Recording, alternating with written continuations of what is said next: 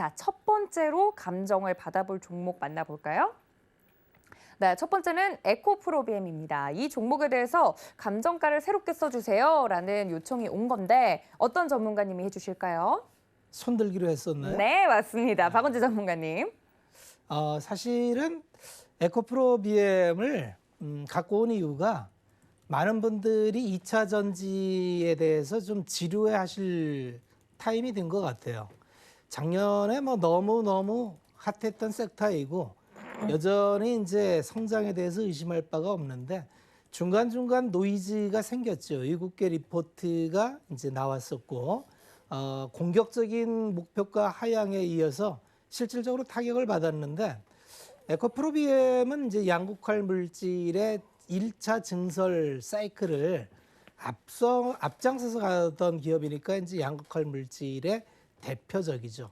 우리가 2차 전지라고 하면 배터리 부분인데 배터리 부분의 노이즈를 몇 가지 정리해 보면 이런 겁니다. 첫째는 자동차 회사의 내재화 이슈가 있었고요. 두 번째는 전고체 배터리에 대한 이슈가 있어요. 그리고 세 번째는 중국 업체에 대한 세 가지 노이즈가 있어요. 각각에 대해서 얘기를 해보면 첫째로 이제 내재화에 대한 부분은 거의 정말 노이즈일 확률이 많은 게 이 실질적으로 전기차를 한다는 건 자율주행으로 가는 전 단계로 우리가 이해를 해야 됩니다. 그러면 자율주행을 하기 위해서는 엄청난 투자를 해야 돼요. 그러면 자동차 회사가 글로벌리로 이제 한 10위까지를 이렇게 놓고 보면은 실질적으로 그 자율주행 코스 데이터 입력이나 이런 걸 지금 준비하기도 벅찬 회사가 대다수입니다. 그런데 배터리라는 부분은 이게 안전하고 관련이 있어요.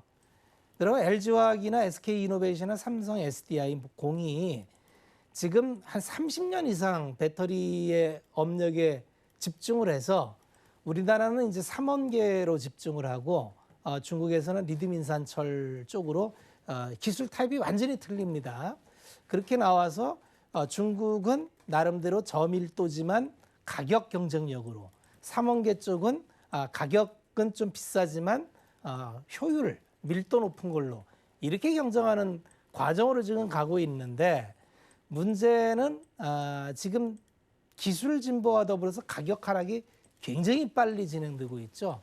결국 이 배터리 업체의 제일 큰 문제는 Q는 누가 뭐라 해도 의심할 바 없이 연간 30%씩 성장을 합니다. 그 이상. 그런데 가격을 계속 떨어뜨려야 되니까 계속적으로 기술 투자가 이루어져야 돼요. 그런데 이게 사고가 나면은 손해배상이 천문학적으로 들어갑니다. 이걸 자동차 회사가 과연 내재화할 수 있겠느냐를 한번 본질적으로 생각해 보면 지금의 자동차 회사가 앞으로 해야 될 일과 지금의 현금 캐시플로로 봤을 때 거의 불가능하다고 보는 게 맞습니다. 내재화하고 싶기는 하지만 완벽한 내재화는 불가능하다. 그러면 이건 지워졌고 노이즈겠구나. 두 번째는 이제 전고체인데 전고체에 가장 앞서 있는 회사가 이제 사실은 도요타 자동차입니다. 근데 도요타 자동차조차도 상용화 일정을 27년으로 잡고 있어요. 그리고 미국의 이제 기술 기업 이름을 생각이 안 나는데 네. 거기 지금 매출 전혀 안 나오고 기술로만 평가받았는데 계속적으로 노이즈가 나오죠. 결국은 전고체라는 기술은 실험실에서는 효율이 나오지만 상용화는 그거하고 전혀 별도로 실험실에서 성공하고 상용화 안 된 기술은 무수히 많습니다. 그런데 지금 이런 정도의 가격 하락 속도면은 27년에 전고체 배터리가 양산된들 삼원계 배터리가 그냥 갈 확률이 그냥 많다가 지금 산업계에 거의 정설로 돼 있는 것 같아요. 그렇게 본다면 2차 전지 배터리는 지금 미국에서 서플라이 체인을 새로 하면서 네 가지를 미국 내에 들여오고자 노력을 하죠. 그중에 두 가지가 이제 우리나라에 겹치는데 반도체와 배터리 두 가지죠. 세 번째가 제약 바이오, 네 번째가 시토류인데 이걸 지금 밸류 체인을 미국 내에 두겠다는 거는 이제 미국 바깥에서 제주도인 기업은 미국 들어가기가 쉽지 않다는 얘기입니다.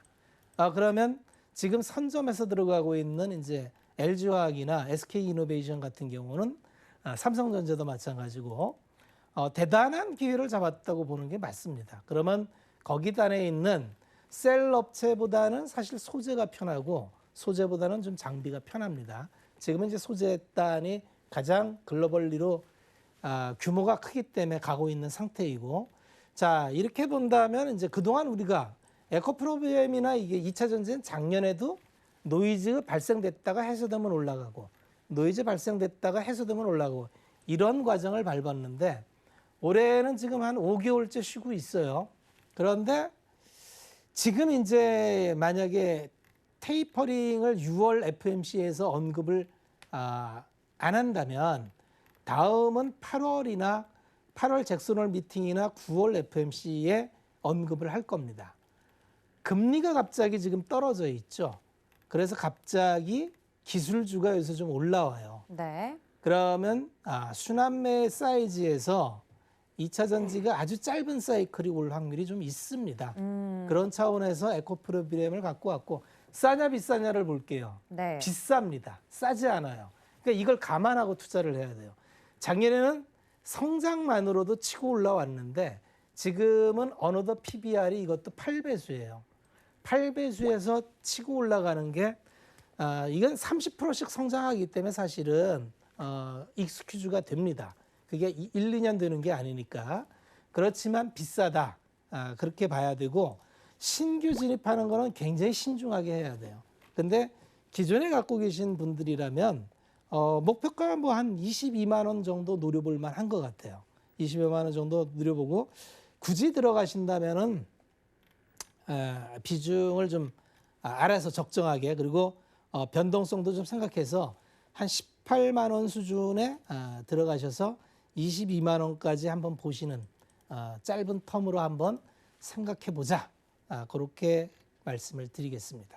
네, 오랜만에 보는 좀 반가운 종목인 것 같습니다. 에코프로비엠 이야기를 해주시면서 최근에 뭐 우리 시장뿐만 아니라 미국에서도 성장주의 시대가 다시 돌아오느냐라는 이야기들이 계속 나오고 있죠. 미국채 뭐 10년물 금리가 아직도 이제 1.5 아래로 떨어지고 있고 경기가 좋아질 것으로 예상이 되는데도 불구하고 지금까지 좀 시장에서 계속 좀 소외를 받았던 경기 관련해서 성장주들에 대한 이야기를 자세하게 이 종목에서 풀어주신 것 같습니다. 에코프로비엠 정리하고 넘어가도록 하죠. 네, 오랜만에 보는 종목 에코프로비엠 단기 감정가는 22만 원 선까지 말씀을 좀 드렸습니다. 자, 한 줄 정리를 좀 해볼까요? 네, 이제는 성장주의 시간이다라고 이야기를 해주셨습니다. 이 점을 여러분들 참고해 주시고요. 비중은 정도껏 좀 정리를 이제 좀 정해서 들어가는 게 좋겠다라고까지 붙여서 이야기해 드렸으니까 참고 부탁드릴게요.